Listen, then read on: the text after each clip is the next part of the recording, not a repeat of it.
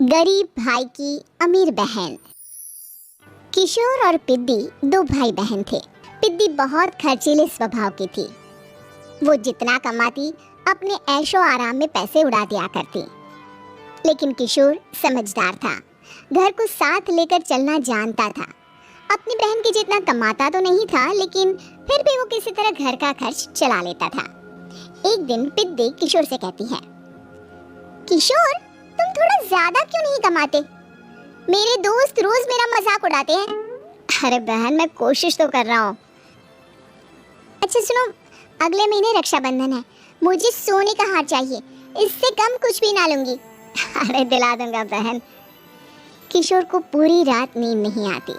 उसके दिमाग में बस ये चल रहा था कि उसकी माली हालत इतनी बिगड़ चुकी है, अब वो सोने का हार कहाँ से लाएगा। अगले दिन किशोर सुबह सुबह घर से ये बोलकर निकल गया कि पिद्दी, मैं गांव से बाहर जा रहा हूँ, कुछ दिन घर नहीं आऊंगा। किशोर ने अपने काम के साथ साथ फेरी में कपड़े बेचने भी शुरू कर दिए, जिससे वो ज्यादा से ज्यादा पैसे कमा सके। रात में वो एक बिल्डिंग की चौकीदारी भी करने लगा। अपने काम से थोड़ा बहुत समय निकाल कर बस कुछ घंटे की नींद ले पाता था। और कब वो कुछ दिन एक महीने में बदल गए और रक्षाबंधन भी आ गया, पता ही नहीं चला। लेकिन किशोर अभी तक घर वापस नहीं लौटा। जहाँ वो काम करता था, पिद्दी के नाम का गुल्लक रखा हुआ था। किशोर ने उस गुल्लक को फोड़ा और सारे पैसे इकट्ठा करके एक सोने का हार खरीद लिया। घर में पिद्दी किशोर का इंतजार कर रही थी। तभी किशोर आता है। कहाँ चले गए थे? 4 दिन का कहा था और 1 महीने से पता नहीं कहाँ गायब हो गए थे। मैंने बस एक हार मांगा था और तुमने तो घर ही छोड़ दिया। अरे मुझे थोड़ा काम मिल गया था। कुछ नहीं, सब समझती हूँ, बहाने थे तुम्हारे। अपनी बहन के लिए इतना भी नहीं कर सकते, कैसे भाई हो? चलो यहाँ बैठो, राखी बांधती हूँ। पिद्दी ने किशोर को राखी बांधी। वैसे ही किशोर ने अपनी बहन के हाथ में सोने का हार रख दिया। उसकी खुशी का कोई ठिकाना नहीं था। वो मिठाई खिलाए बिना ही नेकलेस लेकर चली गई और शीशे के सामने अपने गले में हार रखकर देखने लगी। किशोर ने लड्डू उठाया और खुद ही खा लिया। ऐसे कई साल गुजर गए। एक दिन पिद्दी की नौकरी छूट गई। अब वो पूरी तरह किशोर पर डिपेंड हो गई थी। आए दिन किशोर को अपने महंगे महंगे शौक गिनाकर उससे पैसे मांगा करती थी। किशोर, कुछ पैसे देना, मुझे पार्लर जाना है। किशोर बिना कुछ बोले उसे पैसे दे देता। ये क्या, 500? अरे इतने में तो मुझे पार्लर में एंट्री मिलेगी बस। अच्छा, देता हूँ ना ज्यादा। कैसे भाई हो, अपनी बहन के लिए इतना भी नहीं कर सकते। किशोर ने जेब से 2000 का नोट निकाला और उसे दे दिया। किशोर गरीबी में रह लेता था, लेकिन अपनी बहन को कभी कोई कमी नहीं होने देता था। बेटा, पिद्दी तुम्हारी बहन है, उसे कभी किसी चीज की कमी मत होने देना और उसका ध्यान रखना, क्योंकि भाई का फर्ज होता है अपनी बहन का ध्यान रखना। किशोर ने माँ की कही ये बात हमेशा के लिए याद कर ली थी। शायद माँ की इसी बात की वजह से किशोर पिद्दी की हर जिद पूरी करता चला आ रहा था। किशोर, आज मैं अपने दोस्तों के साथ पार्टी करने जा रही हूँ, मुझे कुछ पैसे दो ना। किशोर पिद्दी को समझाता है, लेकिन पिद्दी नाराज होकर चली गई और अपने कमरे में सुबह सुबह कर रोने लगी। किशोर अपनी जेब से कुछ पैसे निकालता है और पिद्दी को दे देता है।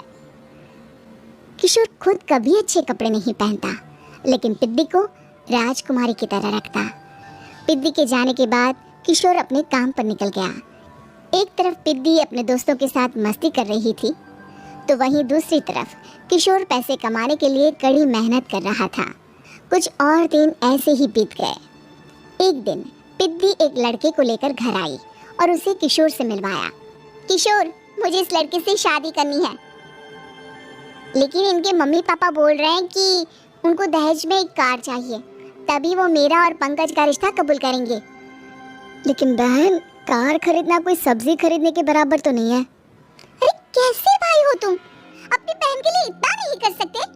देखो, मैं ज्यादा इंतजार नहीं कर सकती, तुम्हें 1 साल में मेरे लिए कार खरीदनी ही होगी। अच्छा पंकज, एक काम करो, कल तुम अपने माता पिता को घर बुला लो, मैं उनसे तुम्हारे और पिद्दी के रिश्ते की बात कर लेता हूँ।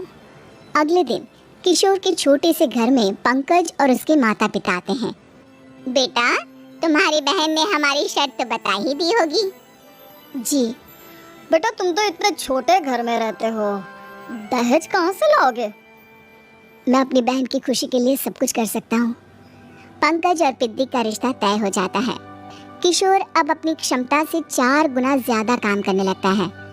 सुबह सबके घरों में न्यूज़पेपर फेंकता, दिन में मजदूरी करता और रात में चौकीदारी करता।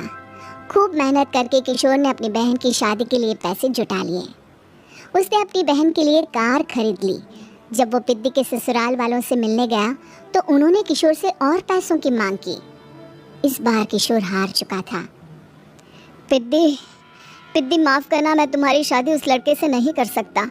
वो लालची लोग हैं, उन्हें सिर्फ पैसों से मतलब है। देखो किशोर, मैं पंकज से ही शादी करूंगी। क्योंकि पिद्दी ने तो किशोर की बात न मानने की जैसे कसम खा रखी थी। किशोर ने पंकज को घर बुलाया। पंकज, तुम अपने माता पिता को समझाते क्यों नहीं हो? भैया, वो हमारी शादी के लिए मान गए, मेरे लिए तो यही बहुत बड़ी बात है। हम एक काम कर सकते हैं, दहेज की रकम में से कुछ पैसे मैं आपको दे देता हूँ। अरे लेकिन समाज वाले क्या कहेंगे? अरे जब दुनिया को पता चलेगा तब ना। अच्छा, कुछ पैसे मैं अपने मालिक से कर्ज में ले लेता हूँ। कुछ पैसे पंकज देता है, कुछ वो कर्जा लेता है और अपनी उम्र भर की कमाई वो अपनी बहन की शादी में लगा देता है। आखिर में पंकज और पिद्दी की शादी हो जाती है। पिद्दी की विदाई के बाद किशोर बिल्कुल अकेला पड़ जाता है। अब उसका कमाने में भी मन नहीं लगता।